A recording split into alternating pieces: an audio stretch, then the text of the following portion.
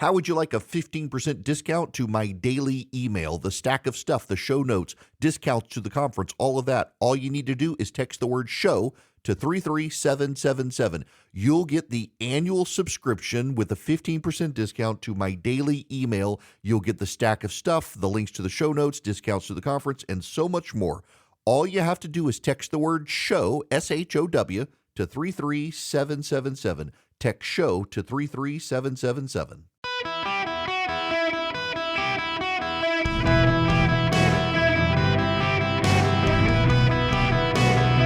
Welcome to the Eric Erickson Show podcast, Hour 2. Hello, America. Welcome. It is Eric Erickson here across the United States. The phone number is 877-973-7425. If you want to be on the program, we'll open the phone lines now for you guys to call in. I got other stuff to talk about.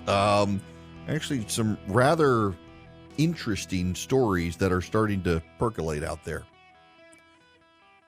We need to talk about the climate. Well, we don't really need to talk about the climate. We need to talk about the climate change people. These activists on the left are getting really annoying.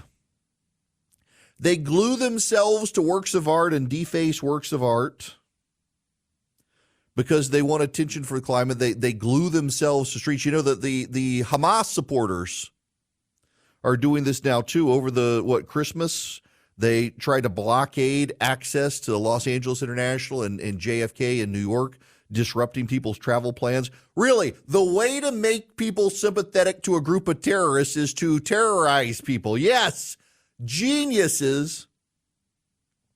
There's a bar near where I broadcast from in Atlanta, and Manuel's Tavern. It's very famous, Democratic hangout. A lot of Democratic politicians go. Democrats. And protesters, pro-Hamas protesters, disrupted Christmas celebrations there the other day. And the mayor of Atlanta has given a speech over near there today, and the Antifa people vandalized the place last night. I mean, at least they're targeting Democrats for this stuff. I find it funny when the left starts targeting Democrats. And I mean, you're ruining the travel plans of people from JFK and L.A., traveling out of New York and Los Angeles. You're probably disrupting the plans of Democrats to make them mad. So that the Hamas supporters have gotten their strategies from the global warming nuts. And Greta Thunberg's on both sides. She's scowling at everybody. That kid's face. Do you all remember when I was a kid? So it was before I was born, but I remember the reruns. There was this show, y'all, if you're my age, I know you know this. So Philip is our millennial. Not only millennial, sheltered millennial at that. Whenever I take him on a trip, I got to make him watch a movie that he wasn't allowed to watch when he grew up. So Philip, there was a program before I was born, back in the days when TV was black and white. But you could watch the reruns when I was a kid. And it was called The Twilight Zone. One of the most famous episodes of The Twilight Zone was a horrible, horrible group of kids whose very wealthy father was dead, and he made them put on these masks. And if they wore the masks until midnight, they would inherit his fortune. And the masks were in the form of vices and greed and things. One of them looked like a pig and others. And at midnight, they took off the masks, and their faces were forever permanently just like the mask. That's going to happen to Greta Thunberg. She is forever going to have a scowl. She's going to have plastic surgeons give her like a Joker-like smile by the time this is all over. I mean, she's going to have some massive pullback on her face to try to get that kid to smile again. She's just upset about everything. She hates the Jews. She hates the capitalists. She hates the Americans. She hates big industry. She hates everything, Greta Thunberg. Well, it's not just her, though. So much of the left is really, they've embraced it. And again, this goes to my book, You Shall Be as Gods, this new religion. The environmentalists, They are a religion unto themselves, and they're seeking to indoctrinate others, and it's becoming very dangerous. Thomas Kennetti at Fox News has the story, left-wing climate group is quietly preparing judges for global warming cases. The Washington, D.C.-based Environmental Law Institute created the Climate Judiciary Project in 2018, establishing a first-of-its-kind resource to provide reliable, up-to-date information about climate change litigation. The project's reach has extended to various state and federal courts, including powerful appellate courts, and comes as various cities and states pursue high-profile litigation against the oil industry. As the body of climate litigation grows, judges must consider complex scientific and legal questions, many of which are developing rapidly, says their website. To address these issues, the Climate Judiciary Project of the Environmental Law Institute is collaborating with leading national judicial education institutions to meet judges' needs for basic familiarity with climate science methods and concepts. In other words, the Federal Judicial Center, funded by taxpayers, overseen by the federal court system, the Education and Research Agency of the federal courts, is partnering with a left-wing dark money group to train judges nationwide on climate change so they come down on the supposed right side of the issue, so they side with the left. The wokes have co-opted the Federal Judicial Center and the Administrative Office of the U.S. Courts.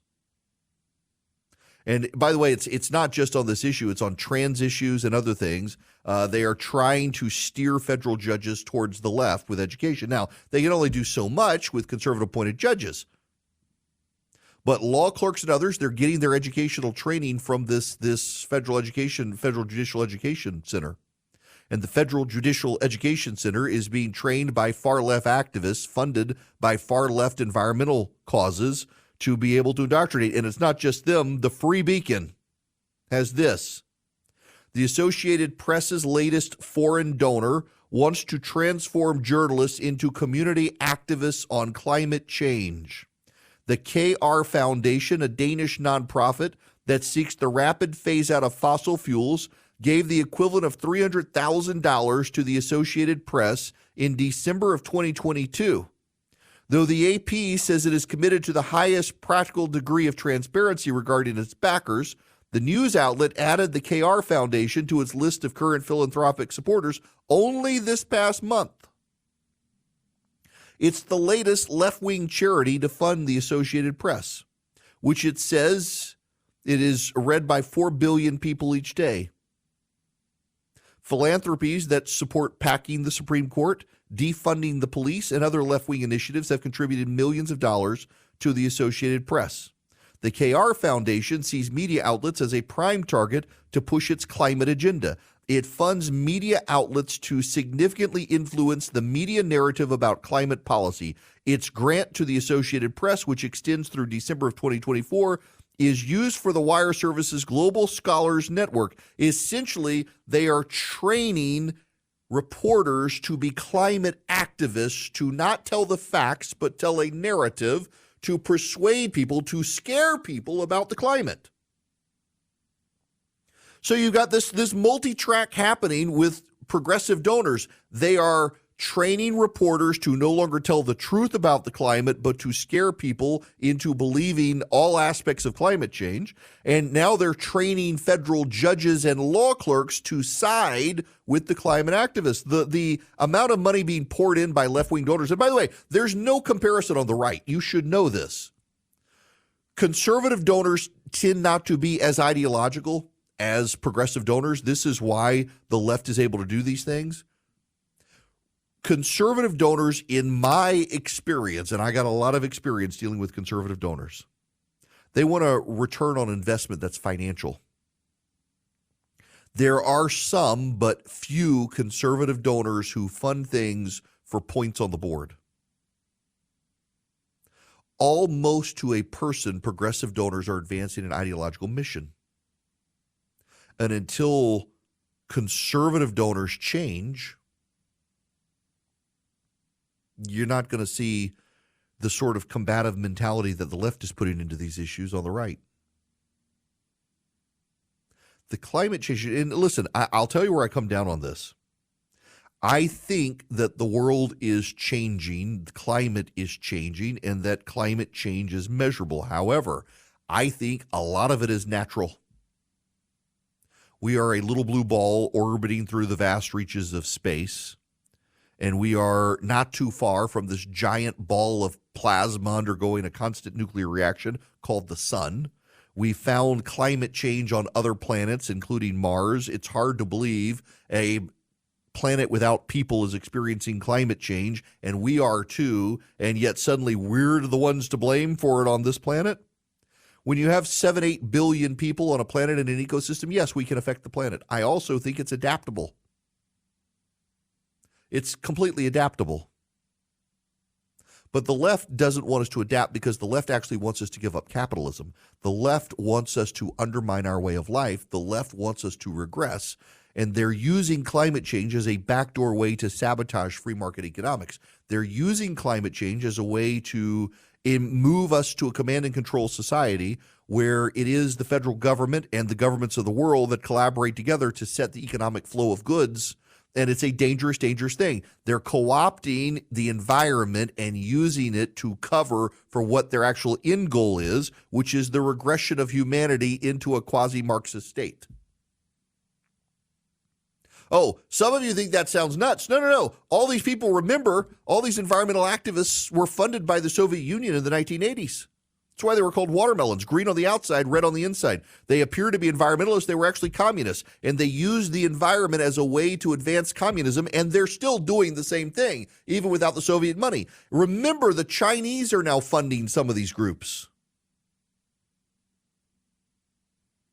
And left-wing wealthy donors have embraced environmentalism as their religion.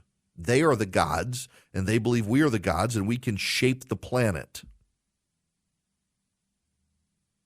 And now they want to indoctrinate your kids. They want to indoctrinate federal judges and federal law clerks. They want to indoctrinate the press. You know, there are a lot of local media outlets around the country. They're doing the same thing. So here in Georgia, hey, if you're in the state legislature in Georgia, if you're a Republican, you should listen to this. A group has come into Middle and South Georgia, and they're buying up a bunch of local newspapers, and they're funded, literally are funded by George Soros and other left-wing philanthropists, and they've put the former head of the Democratic Party in Georgia in charge of the operation to run these newsrooms. So you Republicans in Georgia, they're doing this around the country. In Georgia, they've hired the former head of the Democratic Party of Georgia, who's also a newspaper owner, to run this operation. You're about to be slammed in every local newspaper in Middle and South Georgia. You Republicans are going to be targeted because this left-wing philanthropy group is helping buy up these newspapers, and you and I both know they're going to use them for an ideological cause against you. And they're doing this around the country. And major newspapers, regional newspapers, are having these environmental nonprofits hire reporters whose job is climate or race relations, and they're left-wing activists. And they're shaping newspapers around the country. This is why newspapers are less and less relevant and more going out of business, because you've got left-wing activists who are being employed to spread the left-wing agenda through the pages of the newspaper. Major newspapers around the country at the regional and local level are being funded by left-wing activists to not tell people what's going on, but to give people an ideologically framed narrative. It's not just the New York Times. It's actually going to start happening worse at the local level as these progressive Soros-funded groups start doing this stuff. This isn't conspiracy. This is actually happening. And you're not going to learn the truth, and they're going to censor those who tell the truth. There are plenty of climate scientists I know who believe climate change is real, but believe that the loudest voices in the room have become hysterical about it, are not telling the full truth about it, are exaggerating it because they have a financial interest to do so. They have a financial interest to shut down conservatives. They have a financial interest to shut down free market economics. It's all ideologically driven. They're taking a kernel of truth. Yes, climate is changing. And they're amplifying the left-wing causes they can wrap into it to try to affect left-wing change. It has nothing actually to do about saving the planet and everything to do with destroying our way of life and moving us towards a socialist communist system. They've been doing this since the 1980s, and now they've latched on to climate change as the next way to do it. I assume by now you know that the Epstein lists began coming out last night, except the federal servers, well, they hanged themselves. They hung up last. Seriously, the servers. So many people were trying to download the Epstein list that the servers they stalled out and crashed. Or was it Hillary Clinton stopping it? I don't know. Here's the problem, though, and this is why I'm only dealing with this in this short segment here. A lot of what we know so far, people are treating as major revelations, is actually old news. The Pritzker, Clinton, Trump, Dershowitz, others, that they've all been mentioned before, along with some of the victims, Prince Andrew and the like. Nothing untoward towards Donald Trump. He was on the plane, but nothing untoward about him. Clinton, there's some iffy questions about him. The Pritzker dude, who is connected to what I guess is related to the Pritzker, who's the governor, and the Pritzker who's on the board of Harvard, where Jeffrey Epstein had an office. There are some sketchy ties there with Harvard and Epstein and the Pritzkers.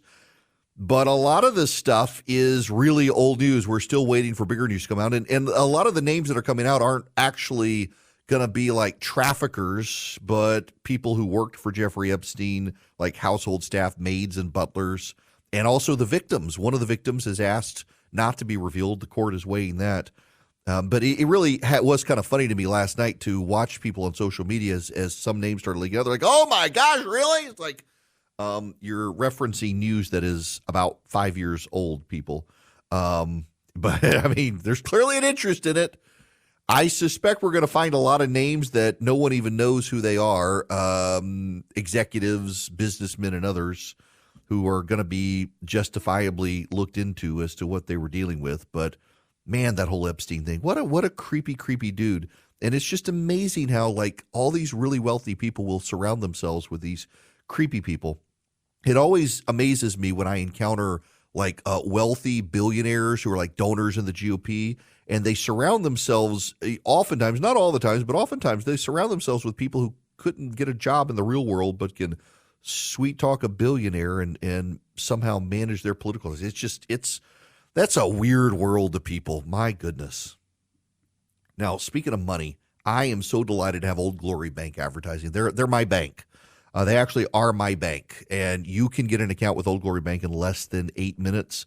And why should you? First of all, go to oldglorybank.com. Why should you get an account with Old Glory Bank? Well, if you're looking for the flexibility of an online bank, Old Glory Bank makes it very easy, and it's run by conservatives. It was actually founded by a group of businessmen who become very concerned about the trend of some major banks of this country to stop doing business with conservative business causes and conservative nonprofits and others.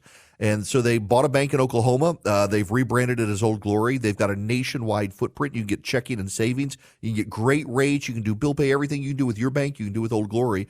If you're setting up a bank for your kids, savings and checking, great place to do it. oldglorybank.com. oldglorybank.com. You can set up an account in less than 8 minutes for yourself, for your kids, savings, checkings, you name it. oldglorybank.com.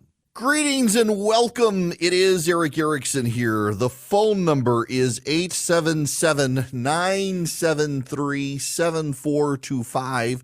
Should you wish to be on the program, I am happy to take your phone call. We have a breaking news situation. The United States military has conducted airstrikes in Iraq, killing the local Iranian leader who organized attacks on the American personnel. Abu Taqwa is his name. He's the militia leader. So the United States has done this. At the same time, the ISIS has taken responsibility for, you thought they were gone. Obama said we had gotten rid of them. Not really. They have taken responsibility for the terror attack in Iran. I actually want to spend time on that issue with what's going on in the Middle East later, give you more of an overview of it. CNN tonight, they're going to do town halls. Ron DeSantis, Nikki Haley separately. There will be a debate as well with those two on stage. No one else qualified. Vivek, Chris Christie, they're out. Christie says he's going nowhere in the race. He says it would be belittling to his supporters to suggest that they would immediately go to Nikki Haley, but that's actually what the polling shows. I've had Christy on the program several times. We've invited the other candidates to come on, by the way. Christy takes us up on it. But at this point, it's probably time for him to go away. I mean, look, I personally like the guy. Don't agree with him on everything. Like the guy, but if he says he's committed to stopping Donald Trump, whether you are or not, he says he is. He can't do it. The only competitive person in New Hampshire is Nikki Haley, and polling that shows as well that his supporters would go her direction. But he just can't let go of running for office, I guess. I don't know. He probably should. That's not what I want to talk about, though, right now. It's happened again. Campaign staff to Joe Biden have issued an anonymous letter protesting Joe Biden's support of Israel against Hamas. This comes after White House staff did the same thing. White House staffers complained about Joe Biden supporting Hamas, or supporting Israel, not Hamas.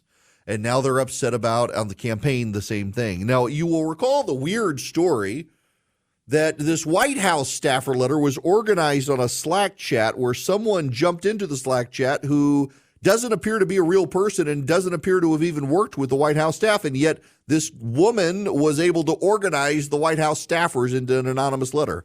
And now it's the White House campaign staff as well. A group of aides hired to reelect President Biden is breaking with him on the conflict between Israel and Hamas. In a letter shared with the West Wing playbook of Politico, 17 current Biden campaign staffers called directly on the president to push for a permanent ceasefire in the months-long slog. Quote, as your staff, we believe it is both a moral and electoral imperative for you to publicly call for a cessation of violence, they wrote anonymously. Complicit in the death of over 20,000 Palestinians, 8,200 of whom are children, simply cannot be justified. I want to make a point, and I need you to take it to heart. When you cite the death toll of people in the Palestinian territory, you are citing Hamas propaganda sources. You're not citing the actual death toll. You're citing what Hamas wants you to believe. And we don't know whether it's true or not. Show us the bodies. That's what they wanted Israel to do when it came to the thousands of Israelis who were killed. Show us the bodies. They won't do that because they overinflate the death toll. And part of that death toll as well is because Hamas uses civilian infrastructure from which to launch its rockets. So they know Israel is going to kill people in Gaza when trying to stop Hamas. Now, why aren't you people who are so concerned about these dead Palestinians calling for Hamas to surrender? It's very notable, is it not, that the people who are upset with all the deaths in Gaza are not calling for Hamas to surrender. They're calling for Israel to be punished and for Israel to be pressured to stop. Why is that exactly, you Nazis? Why is it always the Jews who have to stop, not Hamas? Why is it always Israel must do something, not Hamas? And why are you so willing to take everything Hamas says through its propaganda outlets at face value, but question everything Israel says? The New York Times has a pretty explosive report, or at least it should be, on how Hamas used rape as a weapon against the Israelis. Brutalized Israeli women. One Israeli woman was raped so violently they broke her pelvis, and then they shot her in the back of the head.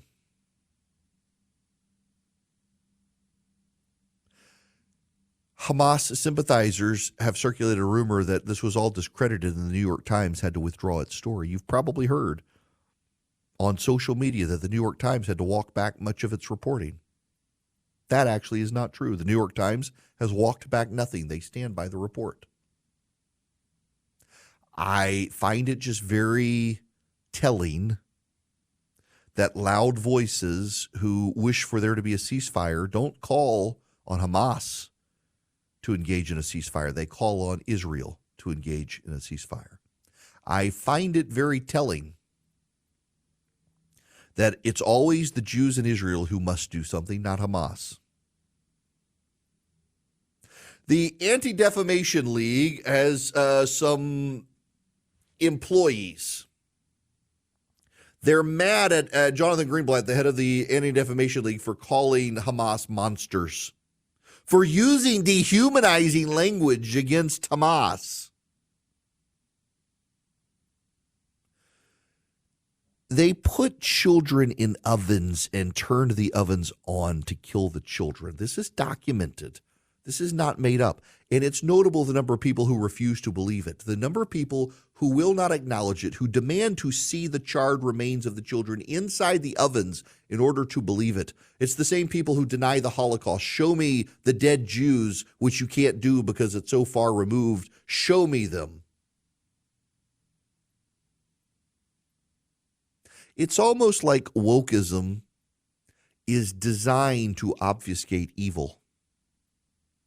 It's the wokes, time and time again, who can't recognize evil. It is wokeism. It is part of this critical theory nonsense of Marxism. And critical theory is designed and is derived at through Marxist ideology so that you can't see evil. There is clear evil here, and it's not on the Israeli side. And these White House staffers and these Biden campaign staffers and these Anti-Defamation League staffers, all of them steeped in wokeism, are no longer able to recognize evil. Did God really say?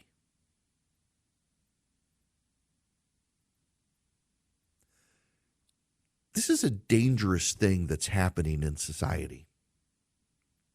When young people, steeped in Ivy League education and the like, public education and public schools in America, aren't able to recognize evil and aren't able to distinguish between sides because they've been taught now, indoctrinated, that it's no longer about good and evil, it's about oppressed and oppressor. It's about colonizer and the colonized. And when everything is there, when everything is fueled through that framework, you no longer actually do get to distinguish between good and evil because your frame for good and evil is put through an intersectional lens of who was the stronger and who was the weaker. And that lens is so often framed through skin color because the Israelis tend to have lighter skin than the Palestinians. They are presumed to be European transplants who are presumed to be the dominant race and the oppressor. Therefore, anything you do against them is payback for oppression. And anything you do against the Palestinians who threw children in ovens and baked them alive, well, you know, what they did was in some way justified according to the left. You have to understand it through the oppressed-oppressor framework. 20,000, 30,000 Palestinians. We don't actually know how many people are dead. That's just a Hamas talking point.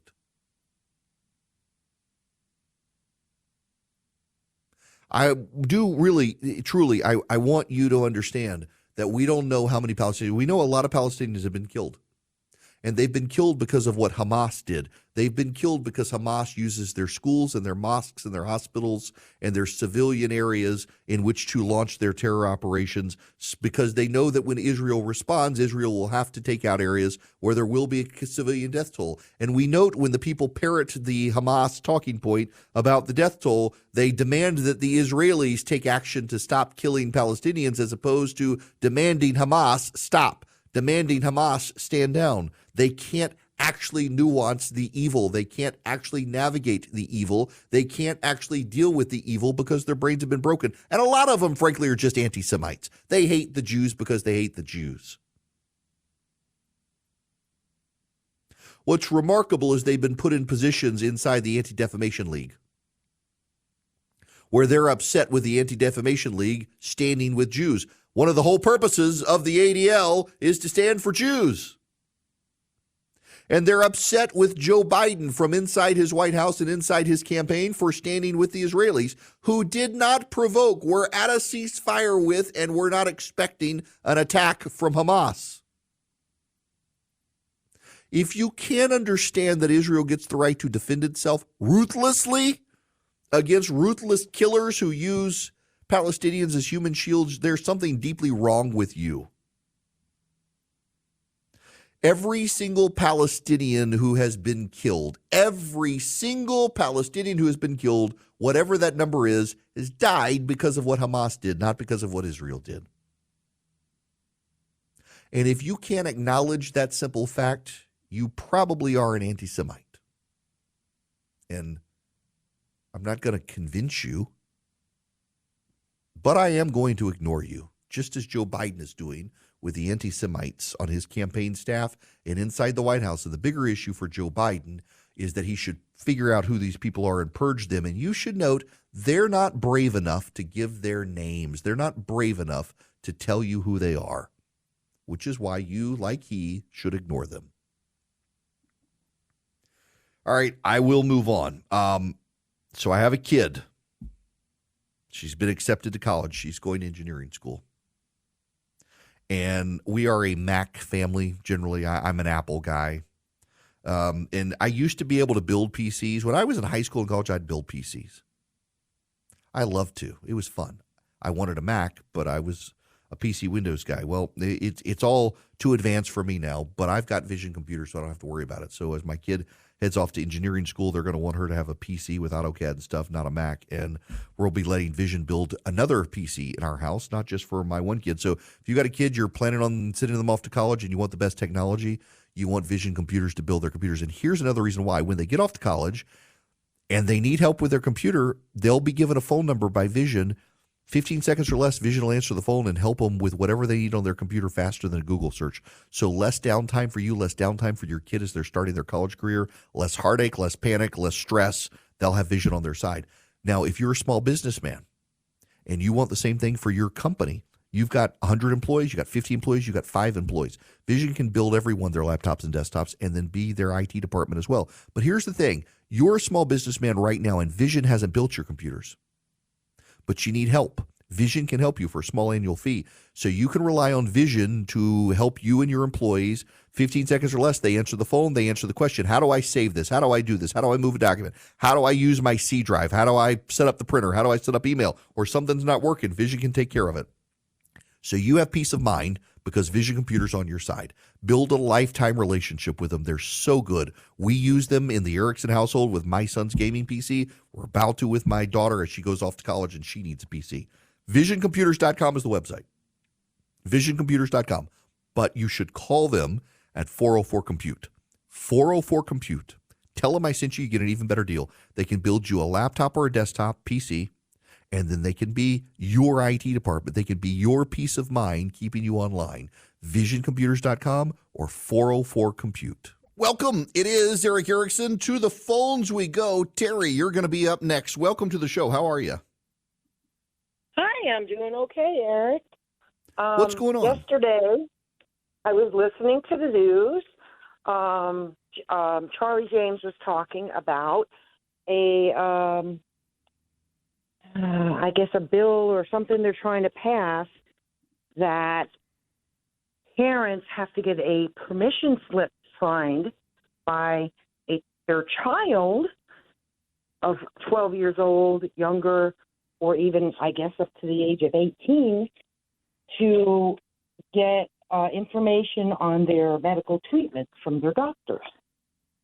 And that concerns me, and I don't know, I understand why parents are not raising their concerns. So this is a big deal. It's happening in some states. Let me explain this one, Terry. So there are some states, California is one of them, that want to essentially restrict parental access to the treatments doctors may be giving to kids. This is all part of the trans agenda. The problem here is Yeah. it's unconstitutional, and I know it's unconstitutional because the Supreme Court has already ruled on these sorts of issues in the past that parents have, being the parent, have the right to oversee the care of the child, and so a doctor cannot restrict parents from access to their children's information, not just because of the Constitution, but because of one big key issue here: insurance. Because the parent is coverage of the provider of the insurance coverage. Right. That's what concerns me, that parents aren't saying, I pay for their insurance. I pay what the insurance doesn't cover, but yet these laws are coming out. Because if it was my child, I had a daughter that knew some kind of shot came out to help prevent venereal diseases or something. Had they not asked me and gave it to my daughter, not understanding it at 14, what it meant, she could have had reactions, and I would have never known what was wrong with her. You're right, and look, I got to let you go there because got a break coming. But yeah, I'm not super worried about this. In all honesty, I'm not super worried, because I do actually think that the courts will not uphold it. Now, I'm sure progressives will, but it'll get to the Supreme Court eventually. And there's actually copious prior litigation and appeals and decisions on parental rights in, for example, access to healthcare information and things like that.